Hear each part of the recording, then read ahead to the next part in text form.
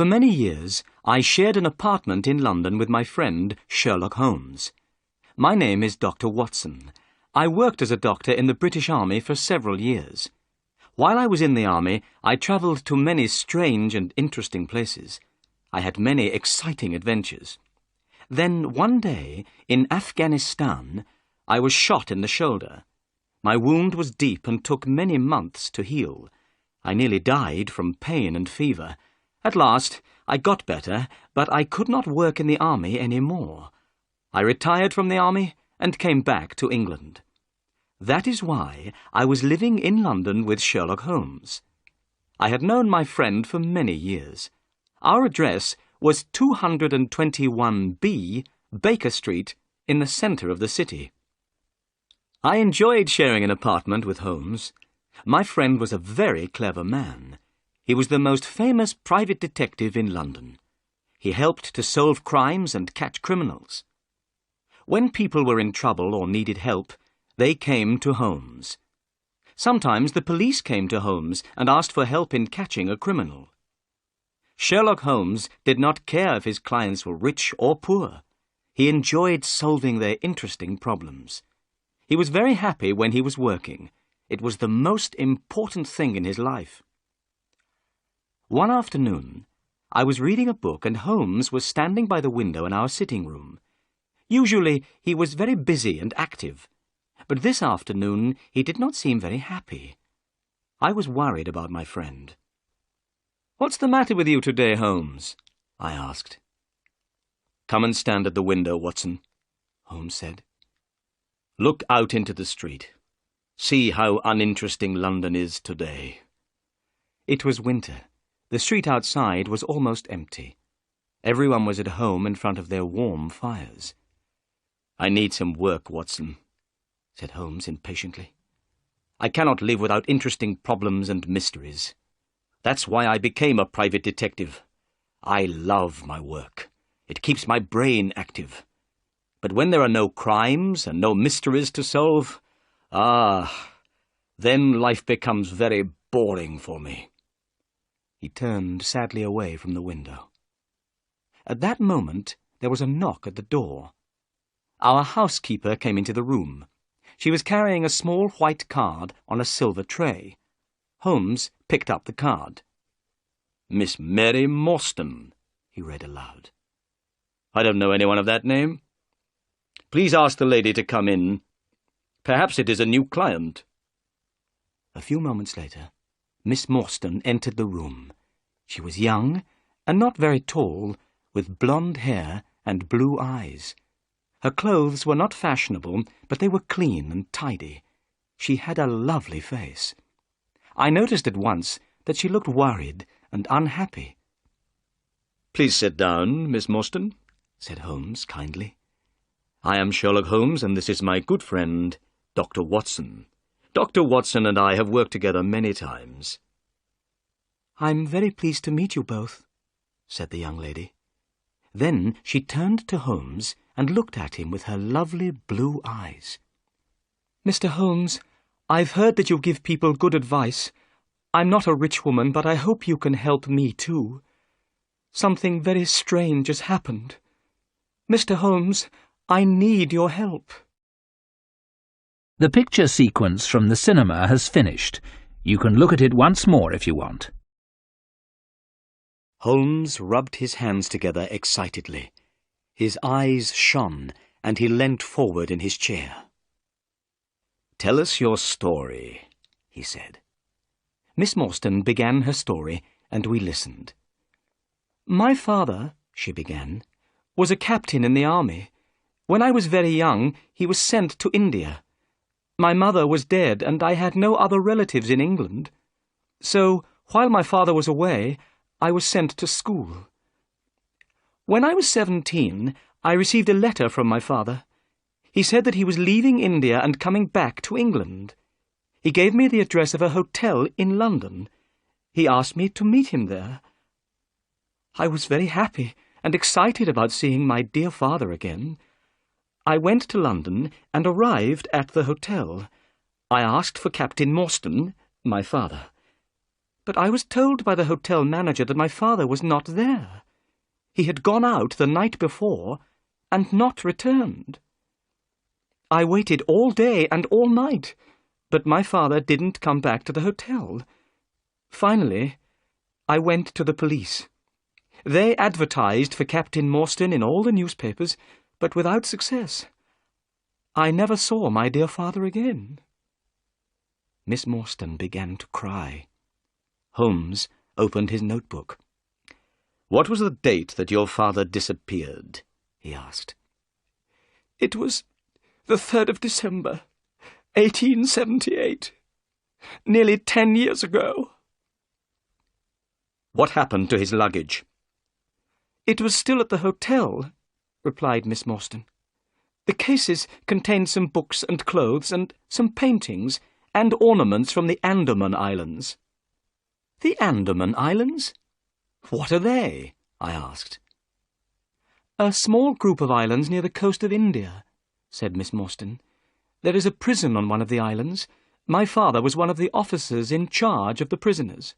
He worked there for many years." "Did your father have any friends in London?" asked Holmes. "Only one, Major Sholto.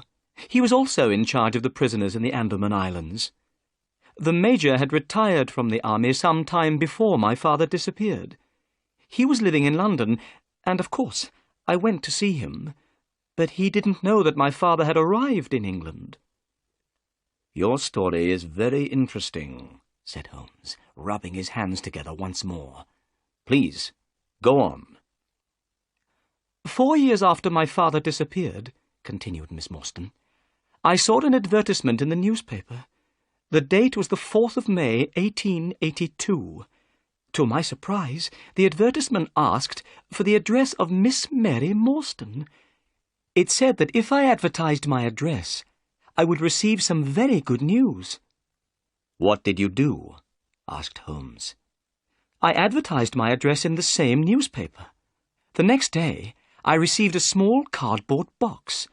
Inside the box was a lovely pearl, and I have received another 5 pearls since that day. They arrive every year on the same day. Look." She opened a flat box and showed us 6 beautiful pearls. "There was no letter with the pearls?" asked Holmes. "Nothing at all," replied Miss Morstan. Then she continued, "But the strangest thing of all happened this morning.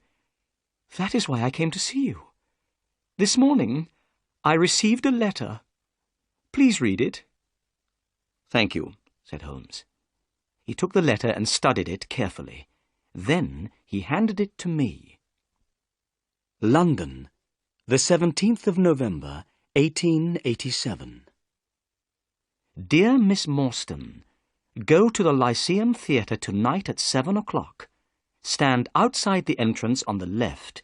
If you are afraid, bring 2 friends. Do not bring the police. You have been deceived, but you will learn the truth tonight. Your unknown friend. "What can this letter mean?" asked Miss Morstan. "I'm afraid. What should I do, Mr. Holmes? You are a clever man and can give me good advice." Holmes jumped up excitedly. "We shall go tonight to the Lyceum Theatre. The 3 of us. You and I and Dr. Watson. The letter asks you to bring 2 friends with you. You will come with us, won't you, Watson?" "Of course," I said. "I'll be very happy to come." I was speaking the truth. I wanted to help Miss Morstan. "You are both very kind," said Miss Morstan. "Since my father disappeared, I have been alone in the world. I have no friends whom I can ask for help. What time shall we meet this evening?"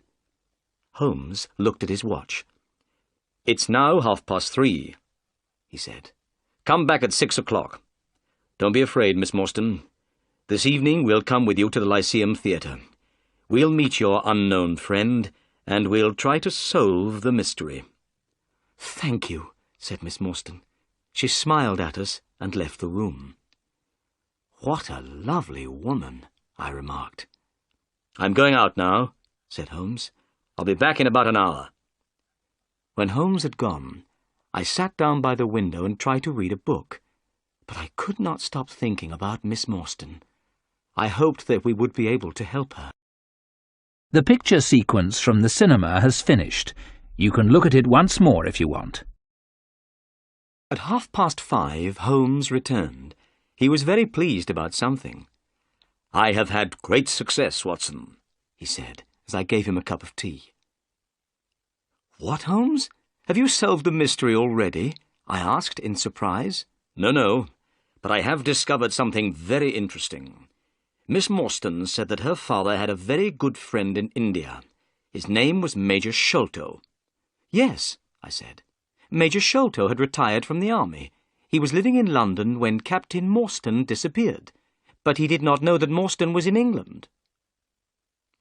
"Well," said Holmes, "I've just been to the offices of the Times newspaper. I looked through the old copies of the newspaper, and I discovered that Major Sholto died on the 28th of April, 1882. "Perhaps I'm very stupid, Holmes, but I don't see why this discovery is interesting." "Listen," Holmes said. "Captain Morstan disappeared.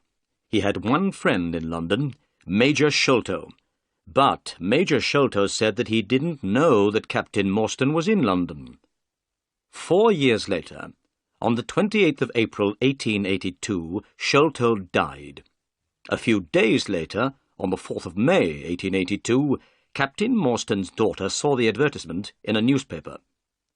Then she received a valuable present. These presents came every year.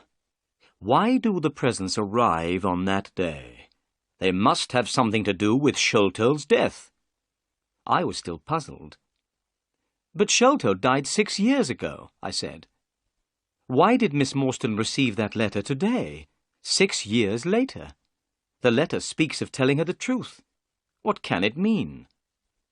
"I hope that we'll find the answers to these questions tonight, Watson," said Holmes seriously. "Are you ready? It's 6 o'clock, and here is Miss Morstan." Miss Morstan entered the room. She was wearing a dark cloak and hat. She did not seem afraid, but her beautiful face was very pale. I picked up my hat and my heaviest stick. I noticed that Holmes took his gun from his drawer and put it into his pocket. We got into a cab and were soon on our way to the Lyceum Theatre. In the cab, Miss Morstan took a piece of paper out of her bag.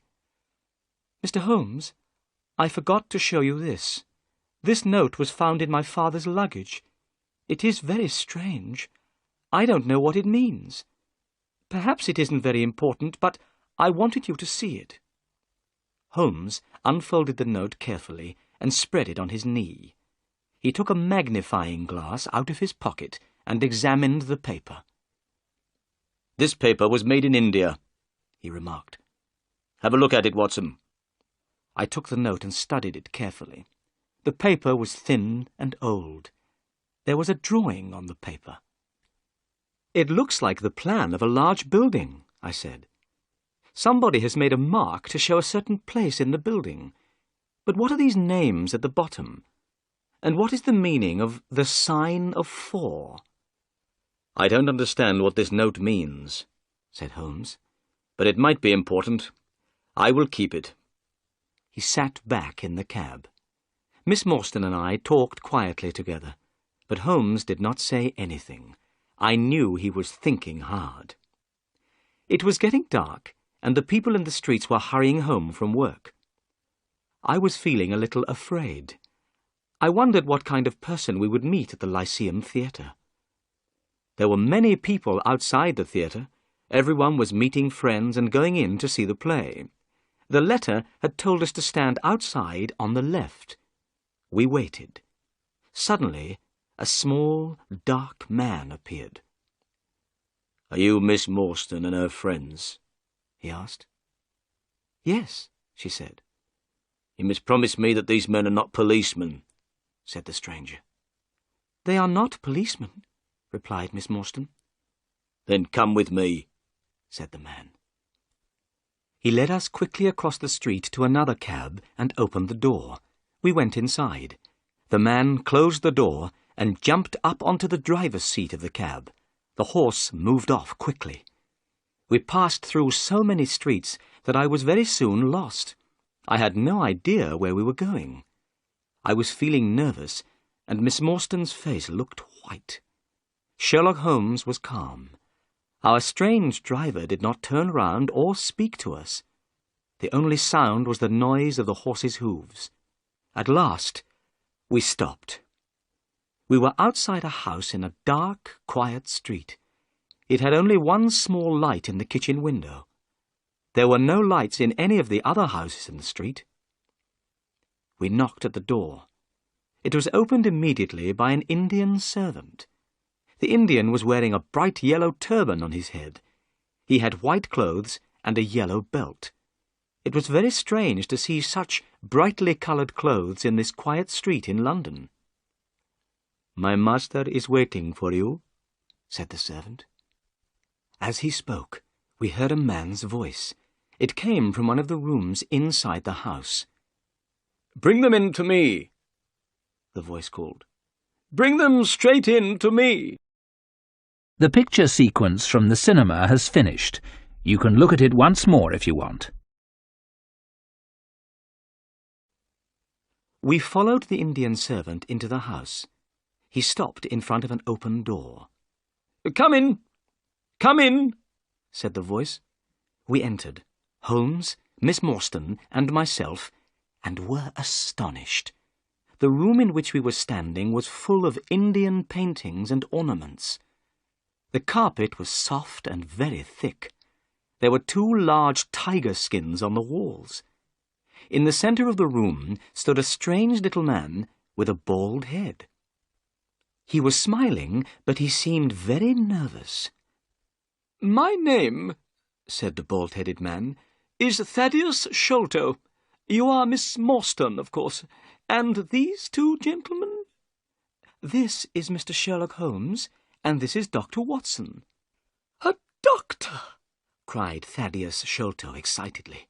"Oh, please could you listen to my heart? I'm very worried about my heart." I listened to his heart beating, but I could hear nothing wrong with it. "There's nothing wrong with your heart," I told him. "I'm so glad," said Thaddeus Sholto. "Miss Morstan, your father had a very weak heart. If his heart had been stronger, he would have been alive today." Miss Morstan sat down, and her face turned very white. "I knew that he was dead," she said. There were tears in her eyes. I was very angry with Thaddeus Sholto. He did not notice how much he had upset Miss Morstan. "Please, tell us why we've been brought here," said Miss Morstan. So Thaddeus Sholto began his strange story, and we listened. "My father," Sholto said, "was Major Sholto of the Indian Army. He retired from the army about 11 years ago. He bought a house in North London. He called the house Pondicherry Lodge. My brother, Bartholomew, and I were his only children. We knew that Captain Morstan, Miss Morstan's father, and our father had been very good friends in India. When we heard that Captain Morstan had disappeared, we were very upset. My brother, Bartholomew, and I also knew that our father was afraid of something. He never went out alone. He often spoke about a man with a wooden leg who followed him. He seemed very afraid of this man." "Did he tell you why he was afraid?" asked Holmes. "No, he didn't," Thaddeus Sholto replied. Then he continued with his story. "One day, in 1882, our father received a letter from India. This letter upset him very much. He became ill. Every day he grew weaker. At last, he was dying. He asked to see me and my brother Bartholomew. We went to his room. He told us to lock the door and come over to the bed. Then he held our hands and spoke to us. He said that he wanted to tell us the truth about Captain Morstan's death. He was the only person who knew this terrible secret. When Father was in India with Captain Morstan, they found a great treasure. It was called the Great Agra Treasure. The jewels in this treasure were worth more than £1,000,000. Father brought the Agra treasure back to England. Morstan followed him and came at once to the house to ask for his share.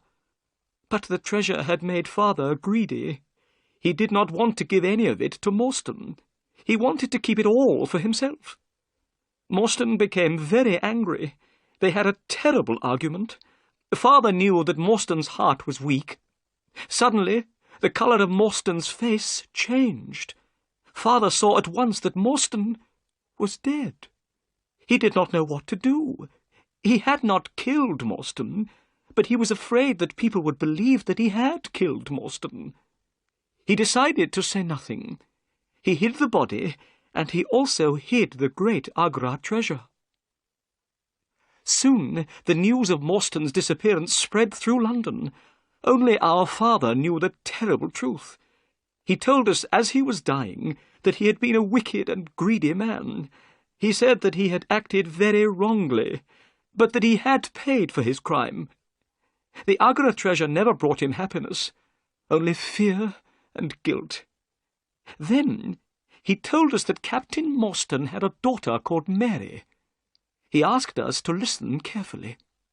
Then he began to tell us where he had hidden the treasure. At that moment, a terrible change came over our father's face. He pointed at the window and cried out in a voice full of fear, "Keep him out! Keep him out!" My brother and I stared round at the window. We saw a horrible face looking in through the window. It was wild and had a black beard and cruel eyes. We rushed to the window, but the man had gone. When we went back to the bed, Father was dead. "What did you do then?" asked Holmes. "We ran out into the garden," replied Sholto. "We looked everywhere, but we found nothing. In the morning, we went to our father's room. We found that someone had been in the room during the night. There was a piece of paper on the bed beside my father's body, and on this paper some words were written. These words were, 'The sign of 4. The picture sequence from the cinema has finished. You can look at it once more if you want. Holmes, Miss Morstan and myself looked at each other in surprise. My body felt cold with fear. "The same words, 'The sign of 4, were written on that strange note in Captain Morstan's luggage," said Holmes. "What can it mean?" I whispered. Miss Morstan turned to Thaddeus Sholto. "Why did you send me the pearls?" she asked. "On the table, beside our father's bed, was a gold cup," Sholto answered. "It was decorated with 6 pearls. Our father had told us that this cup was part of the Agra treasure. He had wanted us to share the treasure with you. So we found your address and sent you the pearls, one by one." "That was very kind of you, Mr. Sholto," said Miss Morstan. "Not at all," said Sholto. "But now I am going to tell you something very exciting. Yesterday, my brother and I found the great Agra treasure." "You found the treasure?" we repeated in astonishment. "Yes. Our father had died before he told us where it was hidden. My brother Bartholomew and I searched for the treasure for 6 years. Yesterday, we found it. That is why we sent you the letter, Miss Morstan. We have found the treasure, but half of it belongs to you." "Where is the treasure now?" asked Holmes. "At my father's house, Pondicherry Lodge," replied Sholto. "My brother Bartholomew lives there now. We must go there immediately so that Miss Morstan can see the treasure and claim her share. Bartholomew is expecting us. Miss Morstan, tonight you will be a rich woman." Miss Morstan was going to be very rich. I should have been very happy, but I did not feel happy at all. I had fallen in love with Miss Morstan, but I did not have very much money. If she became rich, I could not ask her to marry me. Thaddeus Sholto put on his coat. "Come," he said. "I have a cab waiting outside. It will take us to Pondicherry Lodge. We must not be late." It was a long drive to Pondicherry Lodge. The night was cold, and the moon was shining brightly. As we sat in the cab, Thaddeus Sholto continued to talk. Holmes, Miss Morstan, and myself listened. "My brother Bartholomew was a very clever man," he said. "He knew that the treasure was somewhere in the house. He had an idea. He measured the height of the house outside. It was 74 feet high. Then he measured the height of the rooms inside the house. He added the heights of the rooms together. The total was only 70 feet. There was extra space under the roof. My brother made a hole in the ceiling of the room on the top floor. He found a secret room. Inside this little room, the treasure chest was standing. Last night, I helped Bartholomew to lower the chest down into the room below. We opened the chest with a key which we found beside it." Thaddeus Sholto's voice became excited. "Inside the treasure chest were hundreds of beautiful jewels, diamonds, rubies, sapphires, and many others. They shone so brightly that they hurt our eyes. Miss Morstan, the Agra treasure is really wonderful. But here is Pondicherry Lodge. We have arrived. Soon you will see the treasure for yourself." It was now nearly 11 o'clock. Pondicherry Lodge was a big house with a high wall around it. Everything was black and silent. There was no light except the moonlight. "This is very strange," Thaddeus Sholto said nervously. "I don't understand why there are no lights. My brother Bartholomew is expecting us, but the house is dark." We walked up to the house. Suddenly we heard a noise coming from inside that great black house. It was the sound of a woman crying. "The only woman in the house is the housekeeper," said Sholto.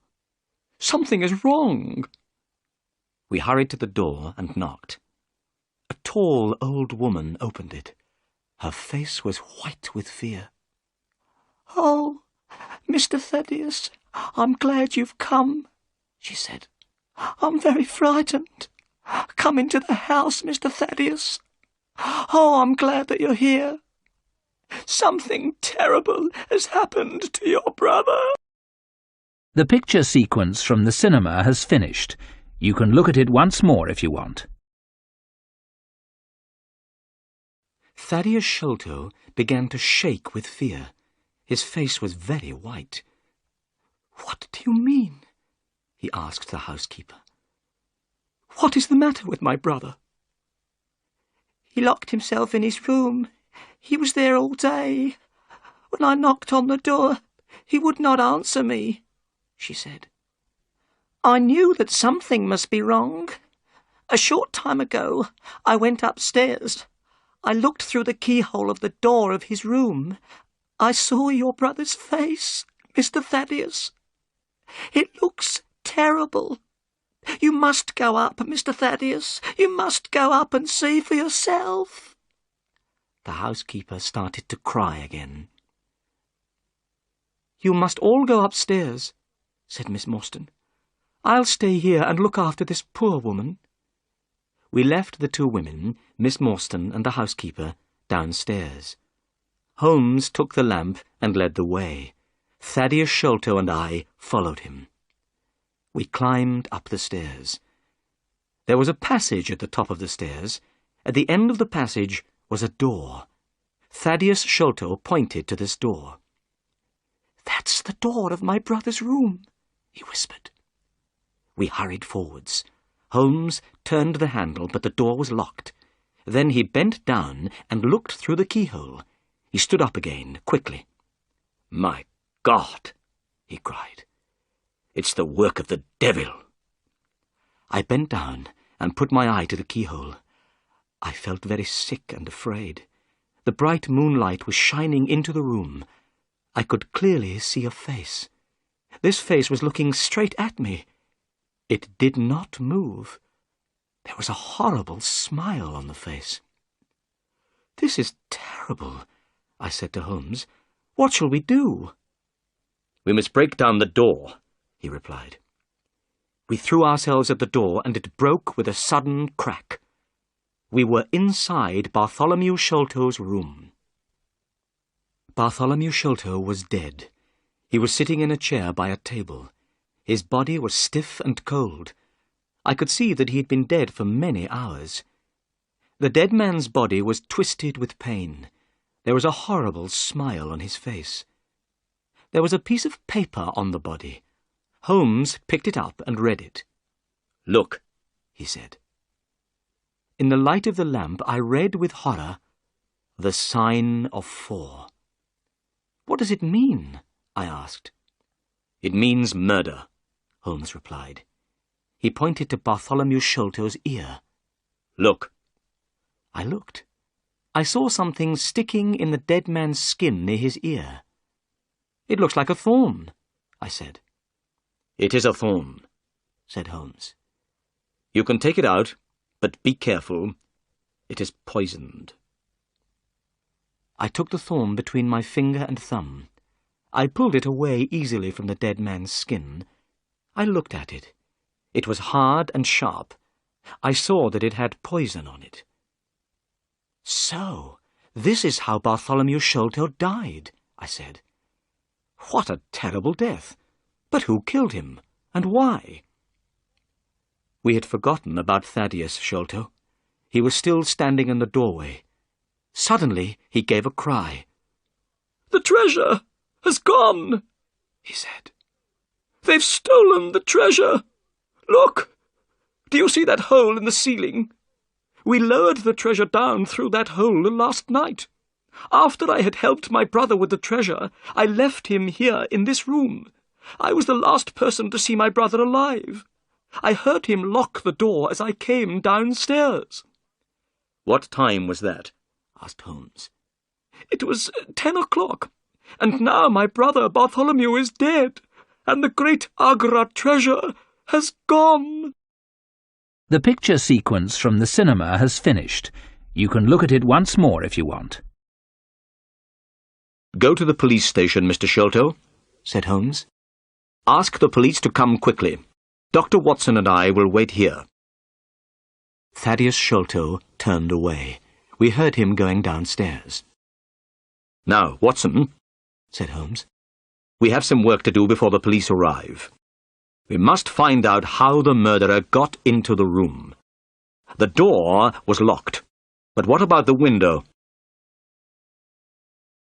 He carried the lamp to the window and examined the windowsill carefully. "Look," he said. "Someone has come in by the window. Here is the print of a foot on the windowsill. And here is a round mark. And look, on the floor. Here is another footprint and another mark. And again by the table. See, here, Watson." I looked at the marks. Some were footprints, but some were in the shape of small circles. "Those are not footprints," I said. "No," replied Holmes. "They are the marks made by someone with a wooden leg." "Someone with a wooden leg?" I said. "Holmes, Thaddeus Sholto told us that his father was afraid of a man with a wooden leg." "Yes," said Holmes. "but the wooden-legged man was not alone. Someone else has been here too. Look outside." We both went to the window and looked down. "We are very high up," said Holmes. "A man with a wooden leg would not be able to climb here by himself. 2 people came into this room. We will call them number 1 and number 2. Number 2 is the wooden-legged man. But who is number 1? And how did he get in?" I looked round the room. I thought quickly. Then suddenly I knew the answer. In the ceiling of the room was a hole. Thaddeus Sholto had told us that his brother had made this hole. The Agra treasure had been hidden in the secret room above. The two Sholto brothers had lowered the treasure chest through this hole the night before. A set of steps was standing beneath the hole. On the floor by the set of steps was a rope. Number 1 must have looked through the hole in the ceiling, I said. He saw Bartholomew Sholto sitting on the chair below him. He killed Sholto with a poisoned thorn. Then he must have taken the rope, opened the window, and thrown the end of the rope down into the garden. His friend, number 2, the wooden-legged man, must have been waiting below. Number 2 climbed up the rope with the help of number 1. The murderers then lowered the treasure chest to the ground with the rope.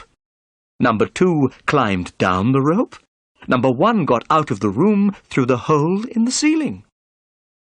"Excellent, Watson," said Holmes. "We shall now go up and have a look at the secret room. Perhaps we can find out more information about number 1. We climbed the steps and found ourselves in a small, dark room without any windows. There was thick dust on the floor. It was here that the treasure had been hidden for so many years. "Look," said Holmes. "there is a small door in the roof. That is how number 1 got in." Then Holmes shone the lamp down at the floor. By the light of the lamp, I saw that the floor was covered with many footprints. They showed very clearly in the thick dust. They were the prints of bare feet. But they were not the footprints of an ordinary man. They were extremely small. Suddenly, a horrible thought came into my mind. "Holmes," I whispered, "a child has done this terrible thing." Holmes did not answer. He was still studying the tiny footprints. Finally, he spoke. "No," he said slowly. "I don't think it was a child. Look at this footprint. Look at the marks of the toes. They are very wide apart. It is not a child's footprint. It is a man's. They are the prints of a tiny man." "Do you mean a dwarf?" I asked in surprise. "I will show you," replied Holmes. "Let's go into the room again. Let's examine once more the poisoned thorn which killed Bartholomew Sholto." In the room below, I picked up the thorn. I held it carefully between my fingers. I felt afraid. It was long and sharp. "Now then," said Holmes, "what do you think about this thorn? Is it an English thorn?" "No," I said. "It certainly is not." "You see," said Holmes, "already we begin to know many things about murderer number 1. He is a very small man, in other words, a pygmy, from some foreign land. He is very strong and can climb great heights easily. He is also extremely dangerous.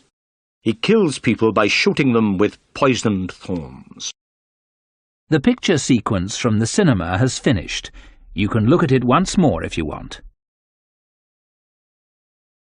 I looked at Holmes in astonishment. "How strange," I said. "Why are a pygmy and a wooden-legged man working together? Who are these people, Holmes, and why did they kill Bartholomew Sholto?" "They wanted the treasure, of course," answered Holmes. "Last night, Bartholomew Sholto was sitting in this room with the treasure. The pygmy came in through the roof and saw him. The only way to get the treasure was to kill Sholto." "And what about the paper with the sign of 4? I asked. "It must mean revenge," Holmes answered. "Remember that a paper from the sign of 4 was also found on the dead body of Major Sholto. I don't know why someone wants revenge on the Sholto family, but we know that someone wanted revenge. They also wanted the treasure, and they were prepared to kill the Sholtos, father and son, to get the treasure." Holmes took out his magnifying glass and started to examine the room again. There were some bottles and tubes in one corner of the room. Bartholomew Sholto must have been interested in chemistry. A glass tube had broken, and a dark liquid had spilled onto the floor. Holmes gave a loud cry of joy. "Come here, Watson," he said. "What can you smell?" I walked over. Suddenly, I smelled something very strong and unpleasant. The smell was coming from the dark liquid on the floor. "It smells like tar," I said. "It is similar to tar," Holmes answered. "It is creosote." He was smiling and rubbing his hands together. "Why are you so pleased?" I asked. Holmes pointed to the floor. I saw a clearly marked small footprint. I realized that the pygmy had stepped in the creosote. "I know a dog which loves the smell of creosote. It will follow this smell for miles and miles," said Holmes. "We'll catch these murderers now." Just then, we heard footsteps and loud voices outside the room. "It's the police," said Holmes. As he spoke, a fat man in a grey suit entered the room. His face was red and his eyes were small and bright. He was followed by a policeman in uniform and by Thaddeus Sholto. I'd never seen the fat man before, but Holmes seemed to know him well. "Good evening, Inspector Jones," said Holmes politely. "Don't you remember me?" The fat man stopped and stared. He was not very pleased to see Holmes. "Why, yes, of course," he said. "You are Mr. Sherlock Holmes, the private detective. Yes, I remember you well. This is an interesting crime, Mr. Holmes. A man has been murdered, and jewels worth £1 million are missing. What do you think happened?" "Well," began Holmes, but Inspector Jones did not want to listen to my friend. He thought his own ideas were better. "Listen, Mr. Holmes. I will tell you what I think," he said importantly. "This man, Thaddeus Sholto, tells me that he was with his brother last night. They discovered the treasure together. He was the last person to see his brother alive. Now, I think that Thaddeus Sholto killed his brother. Then he ran off with the jewels." "Oh, no, it isn't true," cried Thaddeus Sholto. "What about the poisoned thorn in the dead man's skin?" asked Holmes. "And the paper with the sign of 4? "The thorn belongs to Thaddeus Sholto," replied Jones quickly. "I don't think the paper is very important. Perhaps it's a trick. But wait a moment. What's that up there? I see a hole in the ceiling. I must have a look." Inspector Jones went quickly up the steps. We heard him moving about noisily in the room above. Then he came down again. He was hot and dusty. "I know everything now," he cried. "I have found a door which leads out onto the roof. That was how Thaddeus Sholto escaped." "But the footprints," began Holmes. Inspector Jones was not listening. He had not noticed the tiny footprints. He turned to Thaddeus Sholto. The poor man was shaking with fear. "Mr. Sholto," said Jones, "I arrest you for the murder of your brother." "I didn't do it," Thaddeus cried. "Please, Mr. Holmes, believe me." "Don't worry, Mr. Sholto," said Holmes. "I know that you didn't kill your brother. I will find the murderer." Inspector Jones turned to Holmes angrily. "Listen, Mr. Holmes," he said. "This is a matter for the police. It has nothing to do with you. Good night, gentlemen." Inspector Jones and the policeman took Thaddeus Sholto away. A few minutes later, the house was quiet again.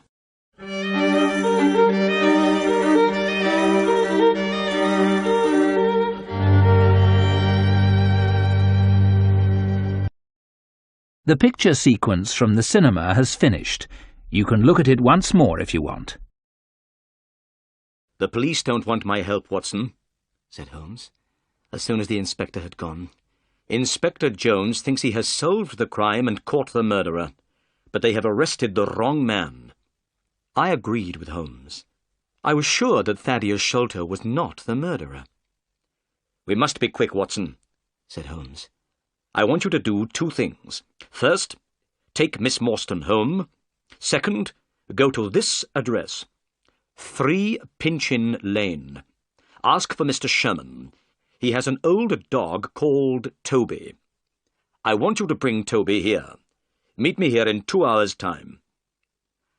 I took Miss Morstan home in Thaddeus Sholto's cab. She was very upset by what had happened and spoke very little. I promised that I would visit her the next day. Then I went to the address which Holmes had given me. It was the middle of the night, and the streets of London were black and silent. As the cab went along, I thought about everything that had happened. We had discovered the truth about some things. The death of Captain Morstan, the sending of the pearls to Miss Morstan, the advertisement, the letter. All these things were clear. Now there were other mysteries which we had to solve. Where was the Indian treasure? What was the plan found in Morstan's luggage? Who wanted Bartholomew Sholto to die? Where were the pygmy and the wooden-legged man? What did all these things mean? And what was the mysterious sign of 4? I hoped that Sherlock Holmes would discover the answer to these questions. Soon I arrived in Pinchin Lane, the address where Holmes had sent me. It was a very poor street, and the houses were old and dirty. I found house number 3 and knocked on the door. After some time, a face looked out from a window above. It was not a friendly face. "Who are you?" said the face angrily. "What do you want?" Come down and open the door," I said. "I have something to ask you." "Go away at once," said the face. "If you don't, I'll let out 50 dogs upon you." "My friend, Mr. Sherlock Holmes," I began. At these words, the window suddenly shut, and a few minutes later, the door opened. I saw an old man with grey hair and beard holding a candle in his hand. "Come in, sir," he said. "I'm Mr. Sherman. I'm sorry that I was rude. I didn't know that you were a friend of Sherlock Holmes." I went into the small, dirty house and stopped in astonishment. There were cages everywhere I looked. All the cages contained different kinds of animals. I could see their eyes shining in the candlelight. "What does Mr. Holmes want?" asked the old man. "A dog called Toby," I answered. "Toby is my best dog," said Mr. Sherman. "He loves to follow strong smells, especially the smell of creosote. That's his favourite." "That's why Mr. Holmes wants him," I said. "Wait here. I'll go and get him." The old man came back after a few minutes.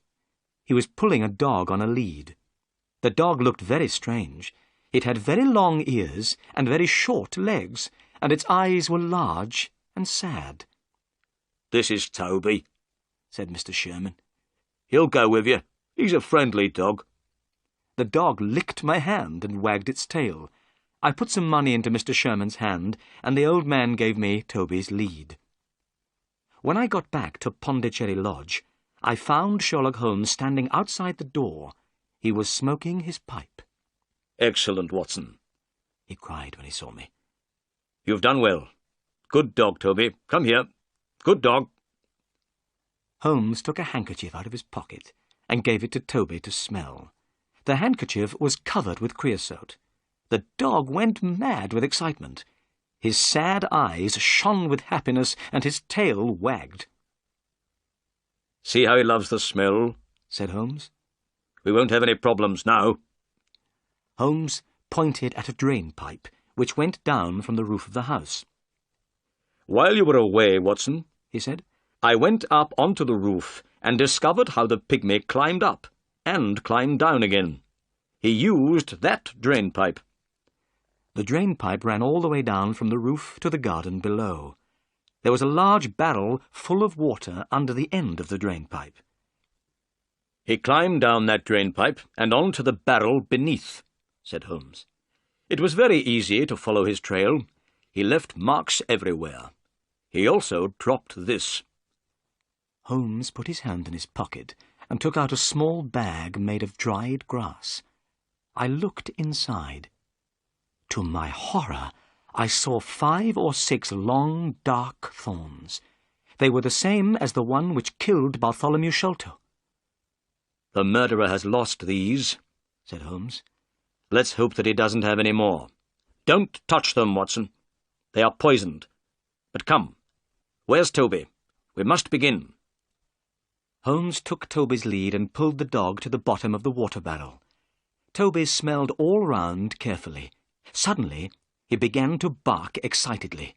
He had found his favourite smell, the smell of creosote. Then he started to pull at his lead. "He's on the trail," cried Holmes. "Let's go!" The picture sequence from the cinema has finished. You can look at it once more if you want. Toby pulled at his lead and ran quickly through the grass. He ran so quickly that it was difficult to follow him. The sky was beginning to get light now.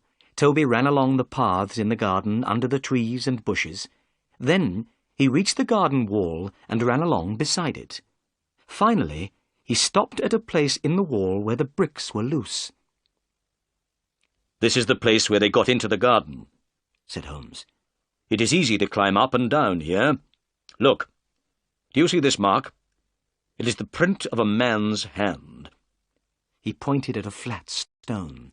I saw a dirty handprint on the stone. Holmes picked up the dog and climbed over the wall. I followed. Toby soon found the trail again.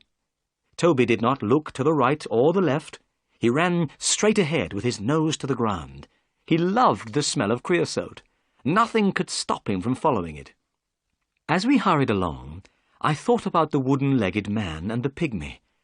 I wondered what would happen when we found them. I knew that they were dangerous. I wished that I had brought my gun with me. Toby was still following the trail. Now we were passing through small, narrow streets. The people were just beginning to wake up. The men were going on their way to work. The women were opening their windows and cleaning their houses. Suddenly, Toby ran down a path. This path led straight down towards the River Thames. Soon the river appeared in front of us. Toby ran faster and faster. The path went down to the water's edge. It ended at a small wooden jetty. Toby stopped. He ran backwards and forwards trying to find the smell. He looked up at us sadly with his large eyes. He did not know what to do. "They've got into a boat here," said Holmes. There was a small house beside the jetty. A notice was hanging from one of the windows. On it was written in large letters, "Mordecai Smith, Boats and Steam Launch for Hire." There was no one on the jetty. Several small boats were near the jetty on the bank of the river. Holmes looked at these boats. "I wonder where the steam launch is," he said. "I think we must ask a few questions." He knocked loudly at the door of the house. A large woman with a red face opened it. A child was crying somewhere inside the house. I saw that the woman was very upset about something. She had been crying. "Good morning," said Holmes politely. "Are you Mordecai Smith's wife?" "Yes," replied the woman. "What do you want?" "Could I speak to your husband, please?" asked Holmes. "No, you can't. He isn't here. I haven't seen him since yesterday morning." "Oh," said Holmes. "I wanted to hire a boat." "Well, perhaps I can help you," said Mrs. Smith. "Which boat do you want?" "I wanted to hire the steam launch. I have heard it is a very good boat. Let me see, what's the name? The Aurora, sir," said Mrs. Smith. Oh, yes, that's right. I remember now. But where is the Aurora?" said Holmes, looking around. "I don't see a steam launch anywhere." "Oh, sir, my husband has gone in the Aurora," Mrs. Smith replied, and burst into tears. "I'm very worried about him. I don't trust that wooden-legged man." "What wooden-legged man, Mrs. Smith?" asked Holmes in a surprised voice. "I don't know who he is, sir, but my husband went with a wooden-legged man in the Aurora yesterday morning and hasn't come back." The picture sequence from the cinema has finished. You can look at it once more if you want. "I'm very sorry to hear that, Mrs. Smith," said Holmes. "Tell me, was this wooden-legged man alone?" "I don't know, sir. I didn't see anyone else, but it was very dark. It was 3 o'clock in the morning. I could not be sure." "What does the Aurora look like?" asked Holmes. "The Aurora is black, sir, with 2 red stripes down each side. It has a black funnel with a white stripe. The Aurora is the fastest boat on the river," answered Mrs. Smith. Holmes looked worried. "That's very interesting," he said. "Try not to worry about your husband, Mrs. Smith. I am going up the river myself. If I see Mr. Smith, I will tell him that I have seen you. Goodbye." "Goodbye, and thank you," said Mordecai Smith's wife. She had stopped crying. She went inside her house and closed the door. "Watson, we must find Mordecai Smith and the Aurora as soon as possible," said Holmes. "Mordecai Smith and the wooden-legged man are working together. Smith has taken the 2 murderers in his steam launch. They are all hiding somewhere on the river." "It will be easy to find them," I said. "You must tell the police at once." Holmes shook his head. "No, I don't want these criminals to know that anyone is looking for them.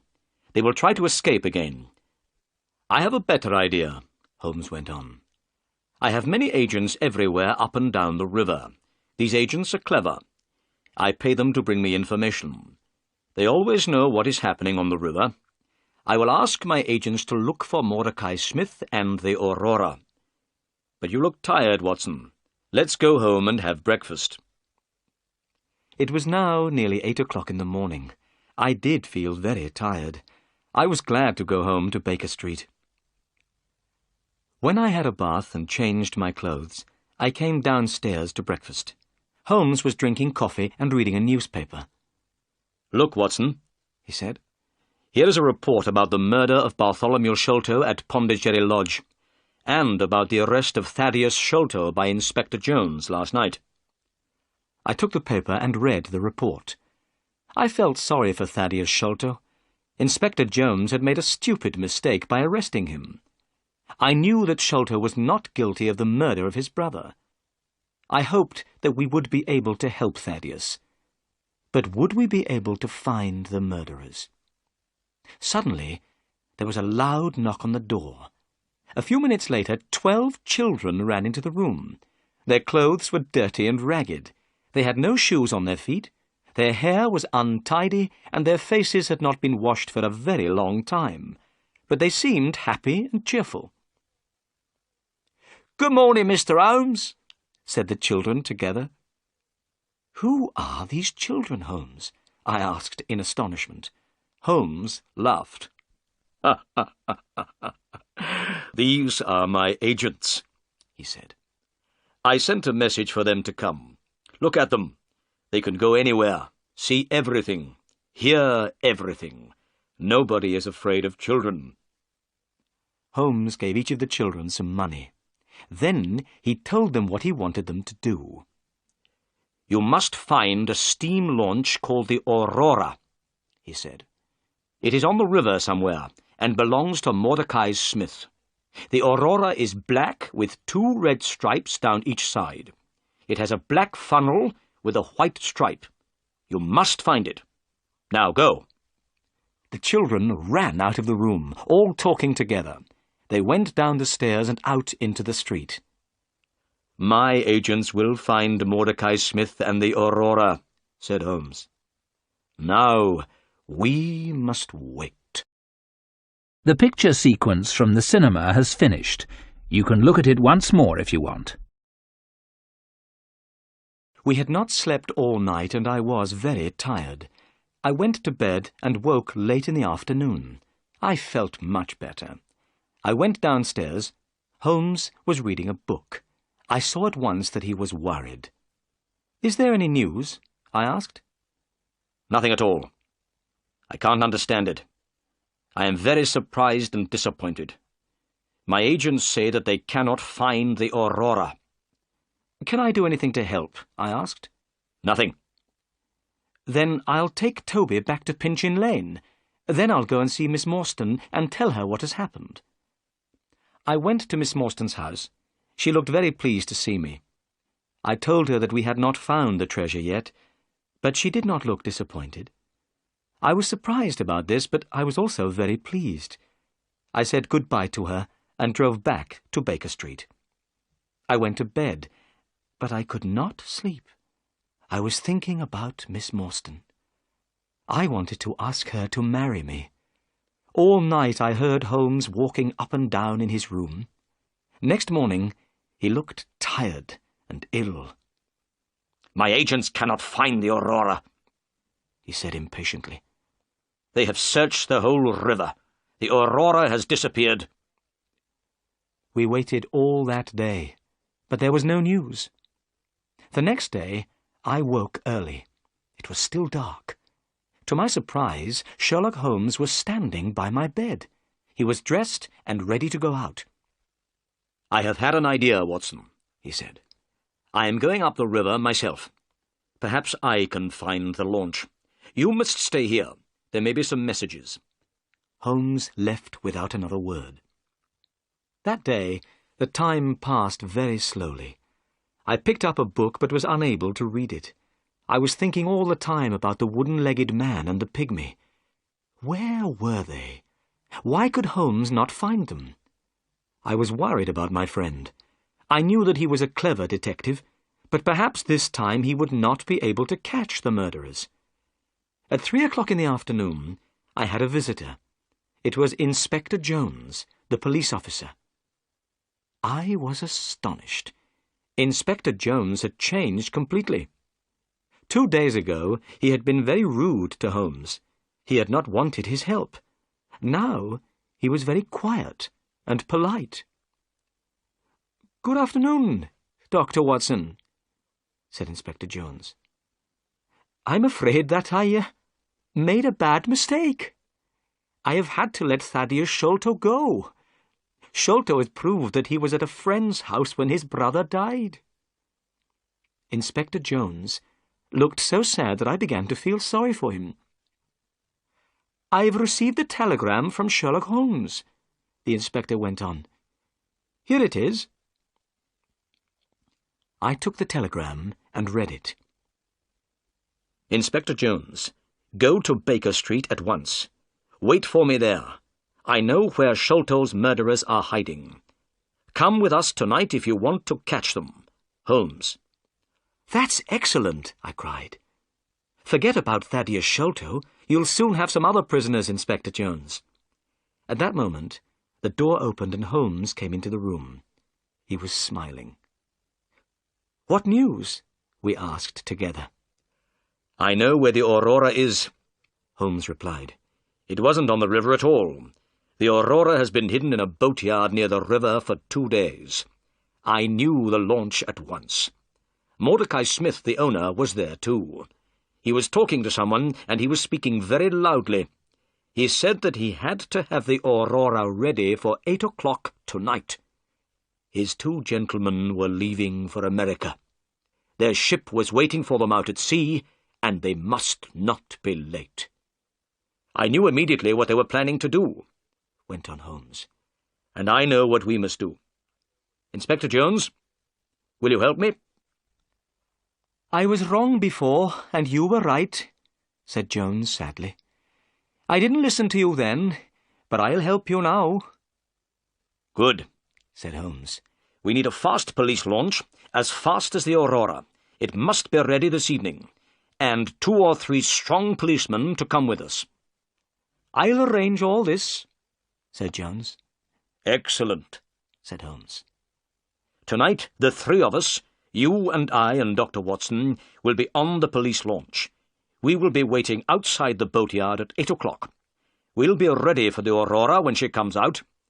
We'll catch the murderers, and we'll get the treasure." The picture sequence from the cinema has finished. You can look at it once more if you want. At 7 o'clock that evening, the 3 of us, Inspector Jones, Holmes, and myself, went down to the river. Both Holmes and I had guns in our pockets. Inspector Jones had promised to let us use the police launch. This launch was now waiting. 4 strong men were on board the launch. Soon we were moving quickly down the River Thames. The police launch was very fast. We passed all the other boats on the river without difficulty. This pleased Holmes very much. By 8 o'clock we had arrived opposite the boatyard where the Aurora was hidden. It was now dark. We waited. 10 minutes passed. Suddenly a launch came out of the boatyard. It was black, with 2 red stripes. It was moving very quickly. "That's the Aurora," cried Holmes. "Follow it, quickly! Faster! Faster! We must catch them!" We were going so fast that the police launch started to shake, but we could not get near to the Aurora.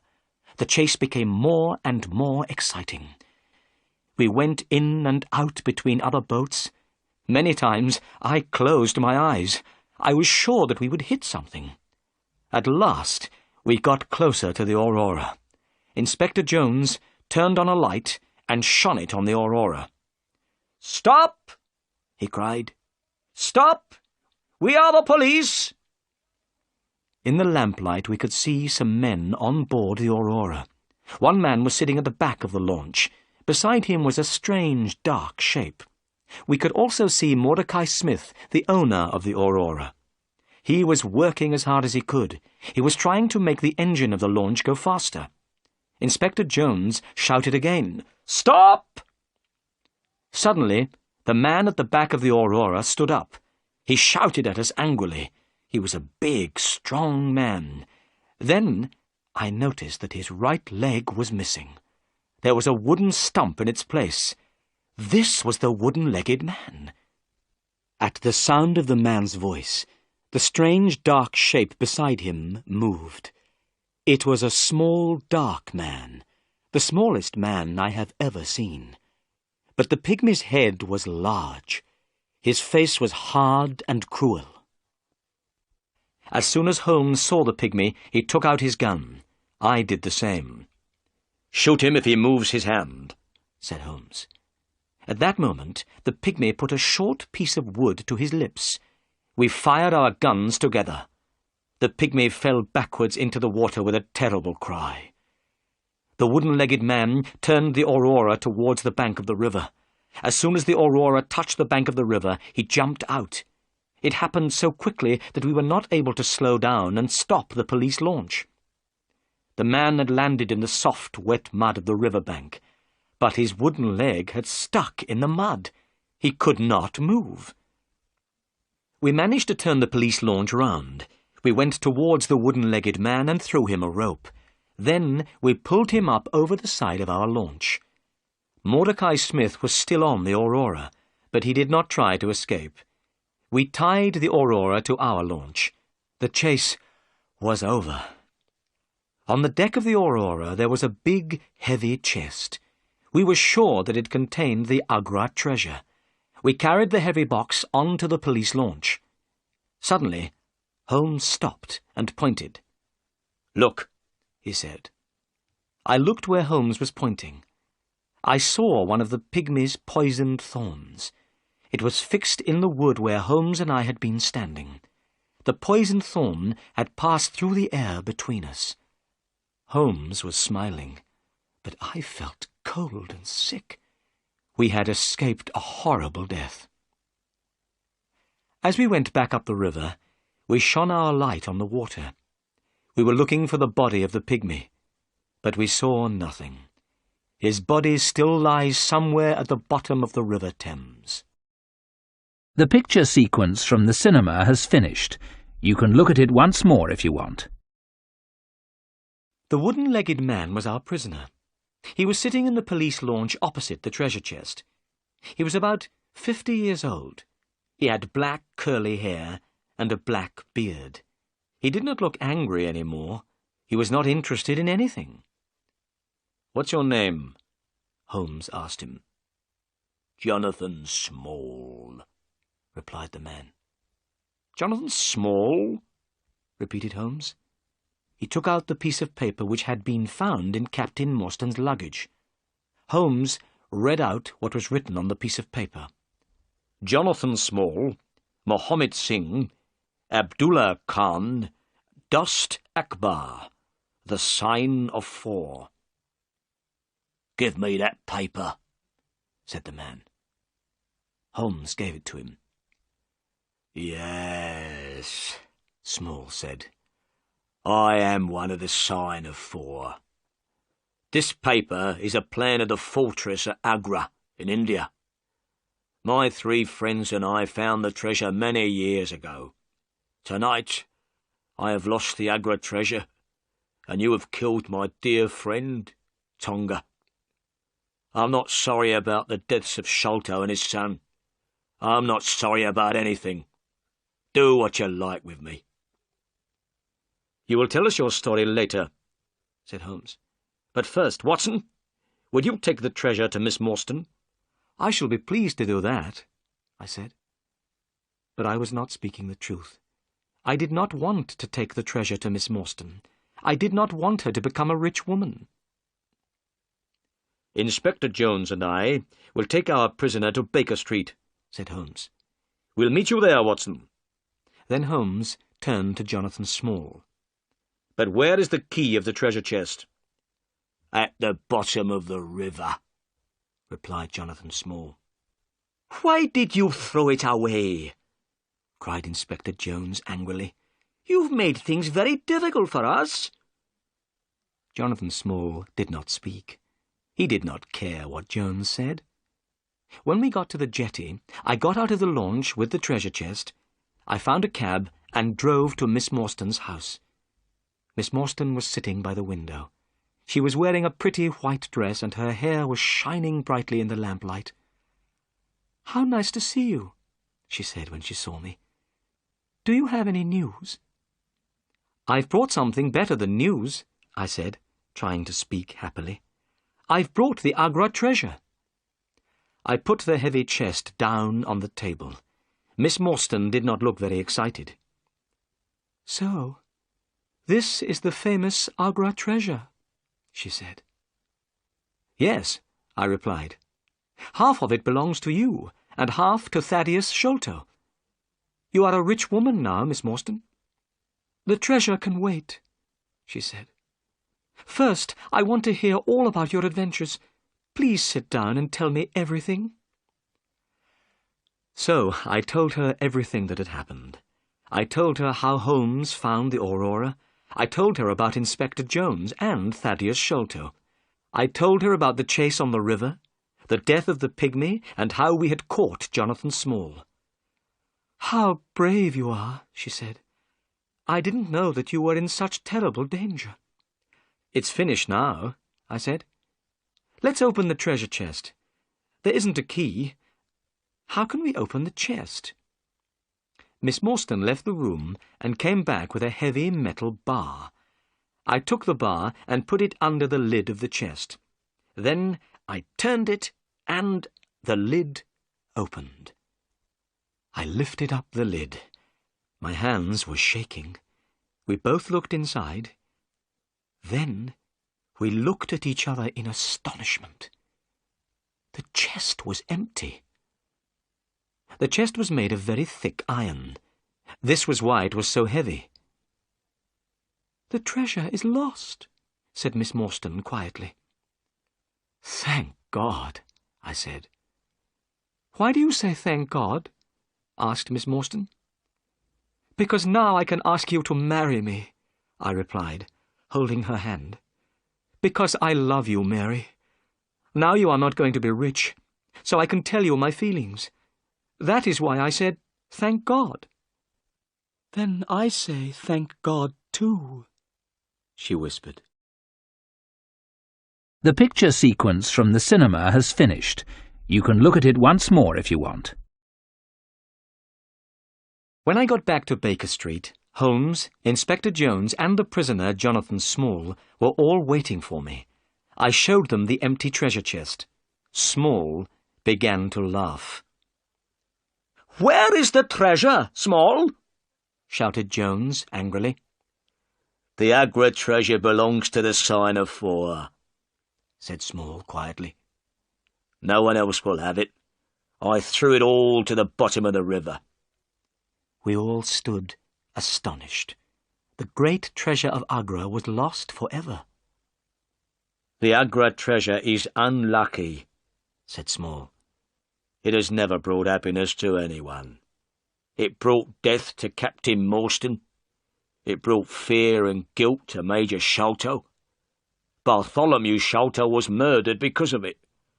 And to me and the other members of the Sign of Four, it has brought prison for the rest of our lives."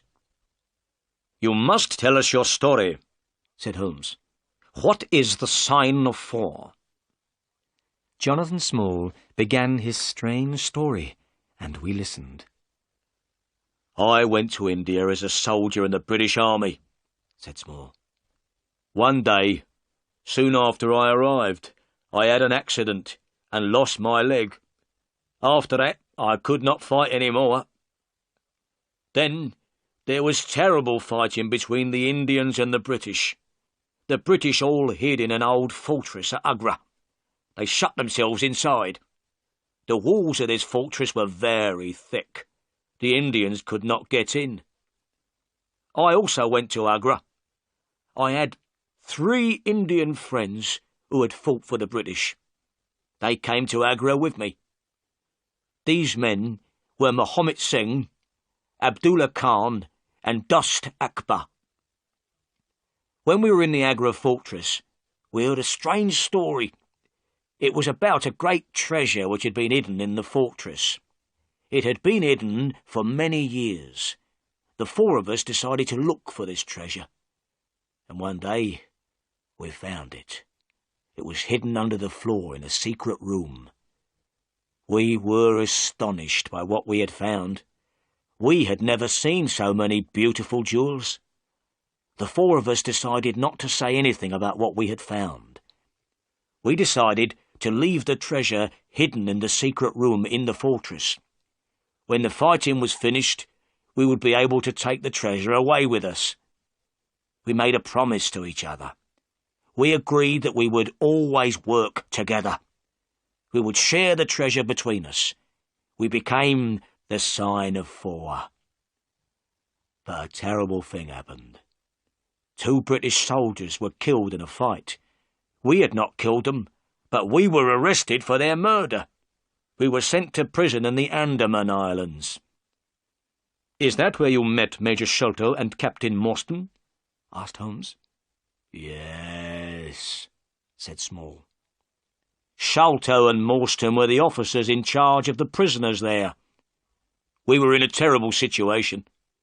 We knew where the Agra treasure was, but we were not able to go and get it. We were prisoners. Also, we were afraid that someone else might find the treasure. We did not know what to do. At last, we told Sholto and Morstan about the great treasure. We asked them to help the 4 of us to escape. When we were free, we would get the treasure and share it with them. But Sholto said that he did not believe us. He said he did not know if we were speaking the truth. Sholto did not know if the treasure would be there. He said he would go to India. If he found the treasure, he would come back. He would help us escape from prison. Sholto asked the 4 of us to give him a plan of the fortress at Agra. We did not want to give Sholto the plan. I didn't trust him. But in the end, we had to agree. We gave one plan to Sholto and another to Morstan. Sholto went to India. but he never came back. He found the treasure and took it to England. He stole it from the Sign of Four, and also from his friend Morstan. And from that day, I decided to have revenge on Sholto." Small was silent for a few moments. He was thinking about what Sholto had done. Then he went on with his story. "I made friends with one of the people of the Andaman Islands," he said. "The people there are pygmies. They are very small, but they are very brave. One day, I found one of these pygmies lying under a tree. He was very ill. I looked after him. He slowly got better. He became my friend. His name was Tonga. Tonga helped me to escape from the islands. He had a small boat. One dark night, we put lots of food into the boat, and we sailed together from the Andaman Islands." Holmes had been listening carefully while Small told his story. Now he spoke. "Ah, I understand," he said. "Major Sholto received a letter. What was written in the letter frightened him to death. It must have been the news of your escape which killed him." Small went on with his story. "At last Tonga and I reached London, but I was too late to have revenge on Sholto. Sholto was dying. He saw my face at the window. That night, I got into his room and left a message. It was from the Sign of Four. Tonga and I waited 6 years. We watched Pondicherry Lodge and Bartholomew Sholto carefully. When Bartholomew Sholto found the treasure, we knew about it immediately. With Tonga's help, I got into his room. Tonga killed Bartholomew Sholto with a poisoned thorn. We took the treasure, left the paper, and went. I had paid Mordecai Smith to take us to a ship. We were planning to go to America, but now everything has changed. Tonga is dead, and I am your prisoner, and the Agra treasure is lost forever." We were all silent. We were thinking of the great treasure which was lost in the mud at the bottom of the River Thames. Perhaps it was better there. "Dr. Watson," said Holmes, when Inspector Jones had taken Small away. "That is the end of our adventure." "Yes," I said, "but I have some very good news. Miss Morstan and I are going to get married." "Excellent," said Holmes. "The Agra treasure has at last brought happiness to someone."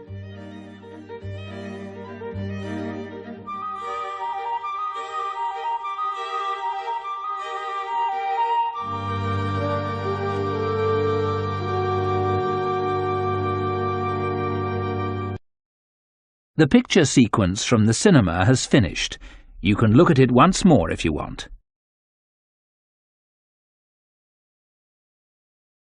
The newspaper chase. The time is 1 o'clock in the morning. The place is the Wrightsville Town Art Gallery. A window opens and a man comes in. His name is Harry Black, and he is a thief. It is dark in the art gallery, but Harry has a light. He looks across the room at a painting. "There it is," he says. Harry moves quickly across the room. He stands and looks at the painting. $1 million for this, he thinks. I don't understand it. But he takes a knife from his coat. Then he takes the painting very, very slowly from its frame. Harry goes back across the room to the window, but he walks into a table. There is a beautiful blue glass vase on the table. It falls on the floor and breaks into 100 pieces. Harry smiles. Is that $1 million vase? He thinks. It isn't now.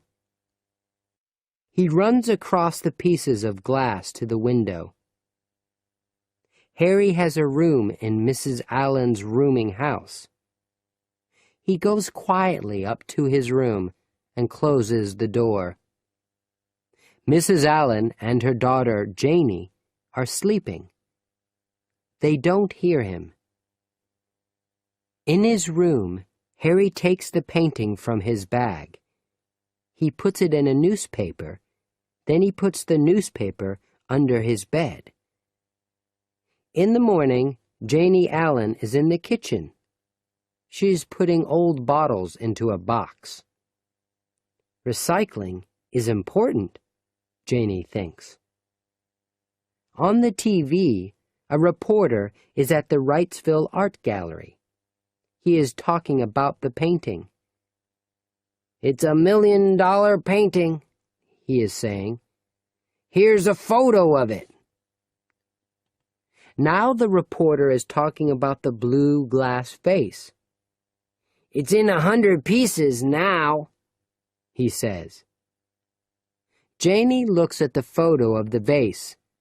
Then she asks her mother, "Do you have any old bottles?" "No," Mrs. Allen says. "That's all, Janie. But the newspaper recycling truck is coming today." "Of course," Janie says. "It's Friday." Harry isn't in his room. He is talking on his telephone to a man in Seattle. The man wants the painting, but Harry isn't happy. $5,000? Harry says.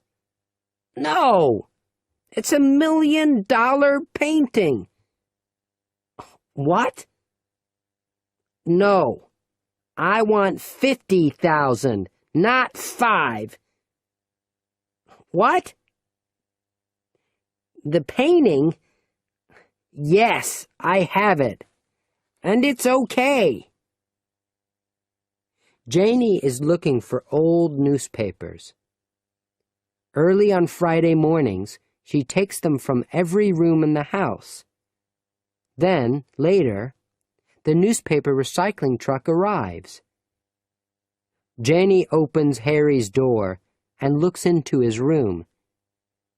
She always takes his old newspapers or bottles for recycling. Ah, she thinks, there's a newspaper under Harry's bed. Janie puts the old newspapers into a black recycling box. She runs from the house and sees the truck. Wait, she says, and she quickly gives the box to one of the men. Harry is coming back to the house. He sees the recycling truck and he sees Janie. It's Friday, he says. The newspaper. Oh, no. Harry chases after the truck. Wait! Wait! He says. Janie watches him. What is he doing? She thinks. Harry jumps into the back of the truck. I want my newspaper, he says. Where's my newspaper? But there are thousands of newspapers in the truck. Janie walks quickly from the house to the truck. Why is your newspaper important, Harry? She asks. It's 2 days old. But Harry doesn't hear her. He is thinking, my $1 million painting, where is it? The men from the recycling truck are watching Harry, too. But now Janie is looking at Harry's shoe. There's some blue glass in Harry's shoe, Janie thinks.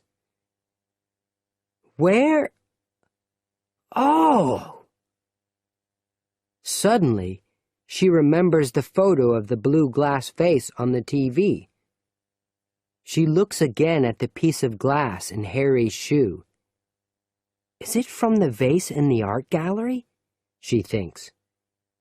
Is Harry Black the thief?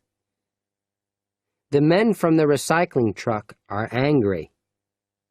"We're going now," they are saying. "We're late." "But I want my newspaper," Harry says. In the house, Janie is talking to the police on the telephone. "Maybe I'm wrong," she is saying, "but there's blue glass in his shoe." "What?" "Yes, he's looking for the newspaper now." 2 policemen arrive quickly. "Let's look at your shoe," they say to Harry. Harry doesn't understand. "What's wrong?" he asks. One of the policemen takes the glass from Harry's shoe. "This is a very expensive piece of glass," he says, "from a very expensive vase. Remember?" Suddenly, Harry understands. "Oh, no!" he says. Police cars and policemen arrive. The men look in the truck for the $1 million painting.